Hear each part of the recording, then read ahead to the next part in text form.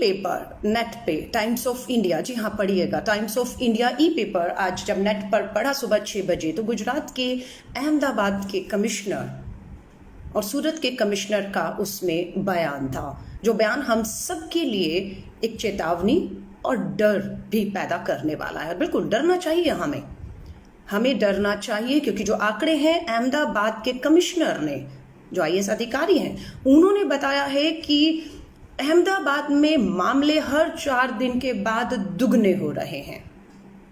उन्होंने कहा है कि 15 मई तक मात्र अहमदाबाद, गुजरात के अहमदाबाद में 15 मई तक 50,000 कोरोना वायरस के पीड़ित पहुंच जाएंगे। 15 मई पर वो रुकते नहीं, उन्होंने आगे ये भी चेतावनी दी है कि 31 मई आते आते मात्र गुजरात के अहमदाबाद में 8 लाख लोग इससे प्रभावित हो जाएंगे। वहीं सूरत के कमिश्नर ने बताया है कि 31 मई के अंत तक, जिसमें अभी हमारे पास समय है, अगर हम चाहें तो इस नंबर को हम कम कर सकते हैं अपने प्रयासों से, हम रोक सकते हैं अपने प्रयासों से। सूरत के कमिश्नर ने कहा कि 31 मई तक 1.6 लाख, 1.5 लाख से ऊपर लोग सूरत सिटी गुजरात के जो है वो कोरोना वायरस से पीड़ित हो चुके होंगे। लेकिन अहमदाबाद 8 लाख लोग 31 मई तक, कारण क्या है? पूरा इतना बड़ा देश हमारा, इतने राज्य, इतने हमारी सिटीज हैं, लेकिन गुजरात का अहमदाबाद 8 लाख लोग 31 मई तक कोरोना वायरस से पीड़ित हो जाएंगे। 11 फरवरी को दिल्ली के परिणाम आए थे, कांग्रेस हार को हमने परिणामों को स्वीकार किया और आगे बढ़े। 12 फरवरी को श्री राहुल गांधी जी ने इस बात की चेतावनी दे दी थी कि चाइना से, अमेरिका और देश इटली, स्पेन में ये कोरोना वायरस बहुत तेजी से फैल रहा है और भारत सरकार की इसमें क्या तैयारियां हैं। ये 12 फरवरी का श्री राहुल गांधी जी का बयान है, नजरअंदाज कर दिया गया 12 को। 23-24 फरवरी आते आते दिल्ली में भाजपा के नेताओं ने ऐसे बयान दे दिए, हारे हम भी थे, कांग्रेस भी हारी थी, लेकिन बौखलाहट भाजपा में इतनी थी कि ऐसे सांप्रदायिक भावनाएं भड़काने के लिए ऐसे भाषण और ऐसी बातें कही कि दिल्ली में दंगे भड़क गए और पूरा ध्यान कोरोना वायरस से लड़ने के लिए जो राहुल गांधी जी की चेतावनी थी, नहीं, उसे नजरअंदाज करते हुए दिल्ली के सारे भाजपा के नेता सांप्रदायिक हिंसा और अपना हार का गुस्सा निकाल रहे थे और 23, 24, 25 को 50 लोग दिल्ली के दंगों में मार दिए गए।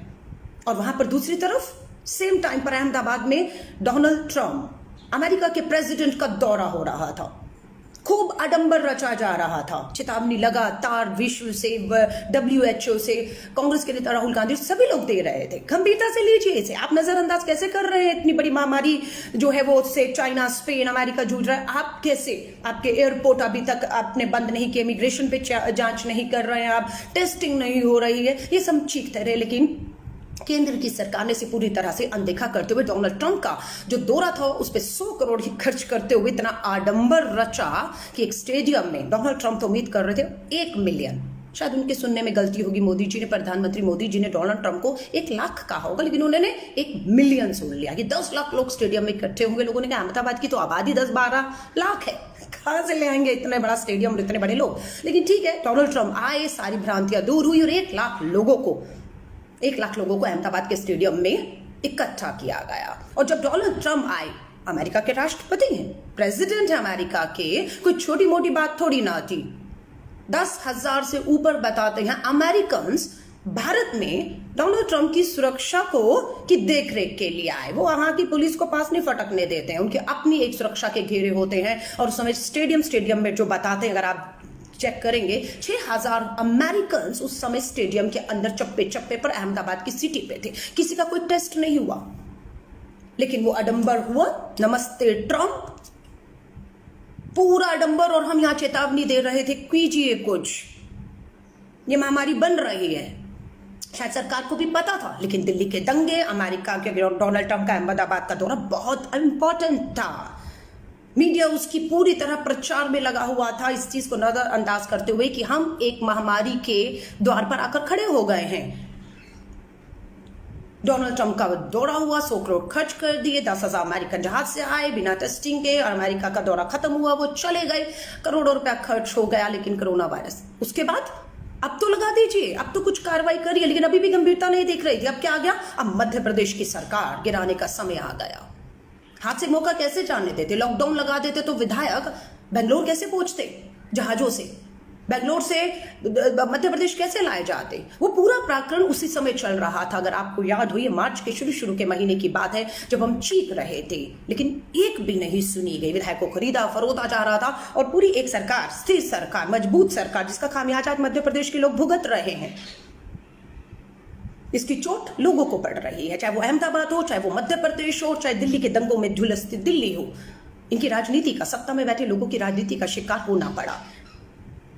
दिल्ली के दंगे, डोनाल्ड ट्रंप, नमस्ते, अहमदाबाद, मध्य प्रदेश, सब चीजों में केंद्र की सरकार इतनी व्यस्त है कि पूरी तरह से इस महामारी जो हमारे दरवाजा खटखटाती नजरअंदाज कर दिया। नतीजा आज आपके और हमारे सामने है।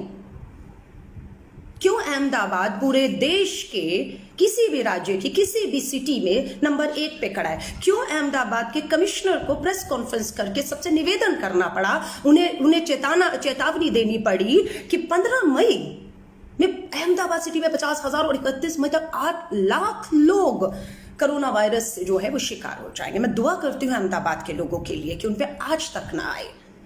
बहुत सोचने की बात है। WHO वर्ल्ड के UN तक ने कह दिया कि हिंदुस्तान में और अरब कंट्री पूरी कूद गई है कि कोरोना वायरस में भी कुछ लोग इस पूरे महामारी को भी सांप्रदायिक करने से नहीं चुके। कोरोना पीछे छूटता हुआ दिखता है, लोग, देश की आबादी पीछे छूटती हुई दिखती है, और ये सांप्रदायिकता, हिंदू मुस्लिम आगे निकलता हुआ दिख रहा है।